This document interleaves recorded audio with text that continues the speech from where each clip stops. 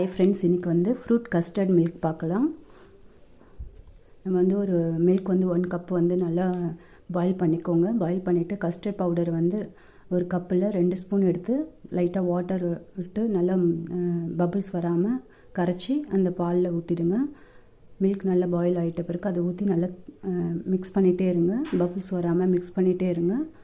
இப்போ அது திக்காகிடும். திக்கான பிறகு நம்ம வந்து ஃப்ரூட்ஸ் எல்லாம் ஆட் பண்ணிக்கலாம். நான் வந்து ஆப்பிளும் மாதுளம்பழம் மட்டும் இன்றைக்கி கட் பண்ணி சேர்த்துருக்கேன். நீங்கள் இது கூட எந்த ஃப்ரூட்ஸ் வேணாலும் சேர்த்துக்கலாம். அது வந்து மில்க் வந்து ரூம் டெம்பரேச்சருக்கு வந்த பிறகு நீங்கள் ஹீட்லேயே போட்டுறக்கூடாது. ரூம் டெம்பரேச்சர் வந்த பிறகு நீங்கள் ஃப்ரூட்ஸ் ஆட் பண்ணிக்கோங்க. ஆட் பண்ணிவிட்டு ஃப்ரிட்ஜில் வந்து ஹை டெம்பரேச்சரில் வச்சுட்டு வைங்க. இந்த சம்மருக்கு பசங்களுக்கு இது மாதிரி செஞ்சு கொடுங்க.